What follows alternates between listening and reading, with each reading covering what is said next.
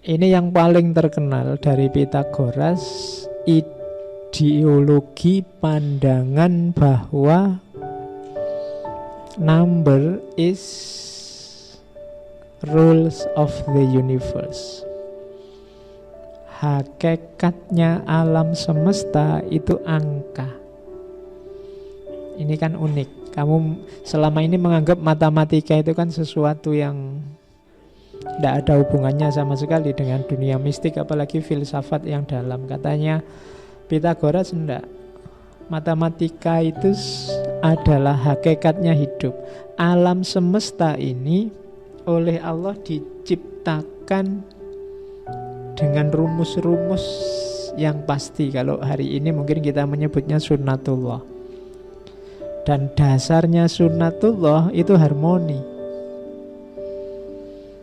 Harmoni itu pasti matematika. Nanti Pythagoras ini juga nanti dikenal juga sebagai ahli musik. Ada cerita satu ketika ada anak muda yang nafsunya meledak-ledak.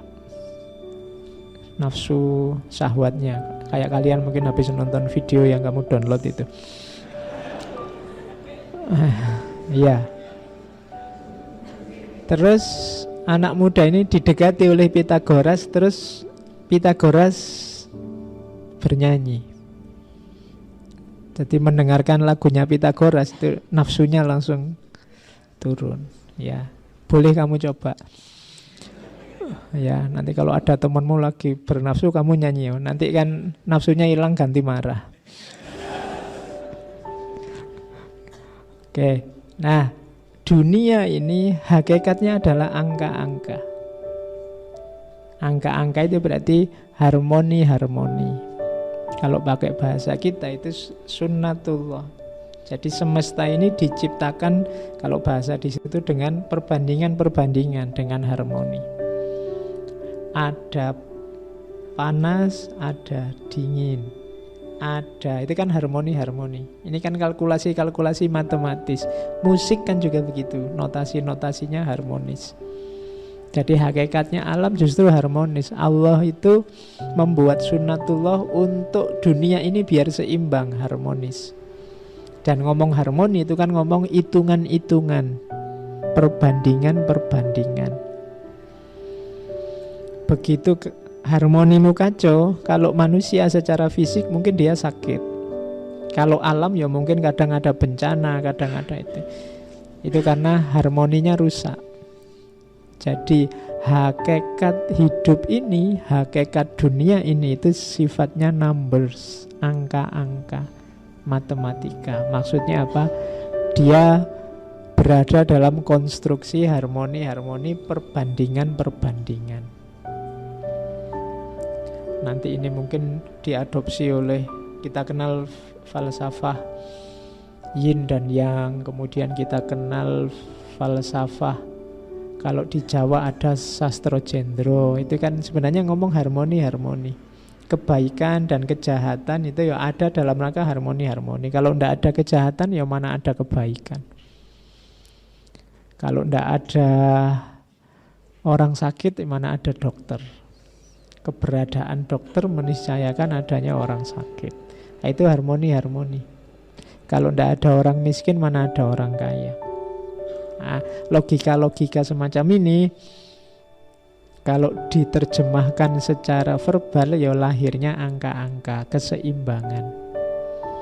Disitulah maka katanya Pythagoras, number is rules the universe. Angka-angka ini yang mengatur dunia. Dia yang membentuk alam semesta. Berarti apa? Dialah hakikat dari realitas, hakikat dari alam semesta. Tidak ada satupun hal, makna keduanya, yang tidak bisa dikenai angka-angka. Laptop ini jumlahnya berapa? Kamu akan menyebutnya angka. Lebarnya berapa, panjangnya berapa, dan seterusnya. Kamu marah berapa lama, sejak kapan, mulainya jam berapa, selalu angka-angka. apapun tidak ada yang tidak bisa dikenai kaidah angka-angka. Maka hakikat segala sesuatu kalau versinya Pythagoras ada di angka-angka. Oke, ini pandangan yang paling terkenal.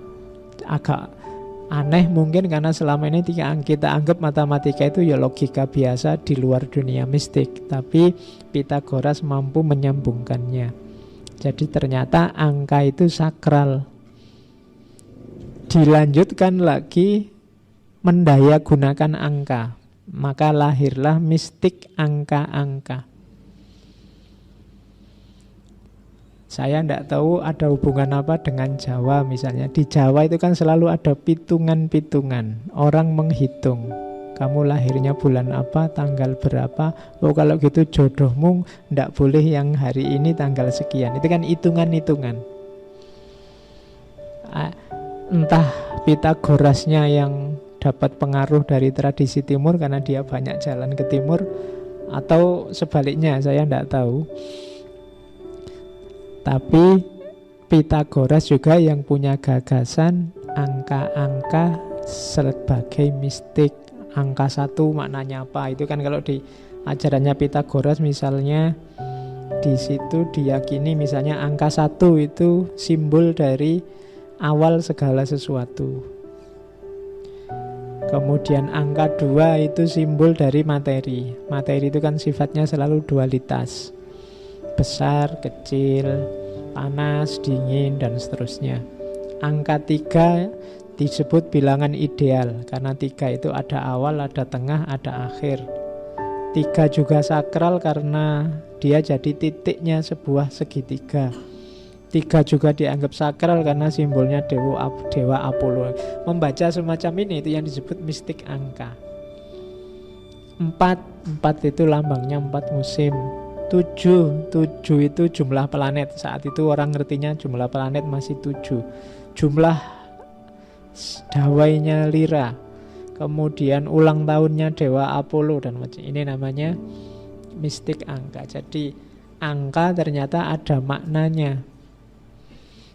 Yang akrab dengan tradisi, saya tidak tahu ini tradisi Islam apa tradisi, yang jelas tradisi mistik. Mungkin teman-teman pernah dengar istilah rajah. Rajah itu kan tulisannya angka-angka. Kadang 4, ada kotak terus 4, 3, 2, 1. Pokoknya dijajar-jajar gitu. Terus kadang ditulis terus dilipet. Taruhlah ini di depan pintu sehingga bahaya tidak masuk. Itu raja. Itu sebenarnya sama logikanya dengan ini. Mistik angka. Jadi setiap angka punya daya. Dia menyimpan rahasia sesuatu. Oke, yo. Mungkin menurutmu sekarang ala Pak, yo angka kan ya sekedar angka. Yo level kita memang belum nyampe ke sana. Jadi wawasan saja sementara ini. Oke. Itu kan musyrik Pak, itu kan bid'ah ya enggak apa-apa. Yo kalau kamu anggap musyrik ya jangan dipakai kan gitu aja. Jadi ada yang punya logika semacam ini. Kalau angka 2 itu genap, simbolnya maskulin. Angka 3 itu ganjil, simbolnya feminin. Maka angka 5 adalah simbolnya pernikahan. Karena 2 tambah 3 sama dengan 5. Oh itu iya. Loh itu Pythagoras. Ya. Jadi ini kan membacanya agak rumit. Kamu boleh pakai simbol-simbol kayak gini kan jarang orang ngerti. Kalau ngajak nikah yuk kan enggak enak. Kita 5 yuk. Nah, selama ini kan 2 atau 3. Sekarang kita jadi 5 yuk. Itu namanya mistik angka.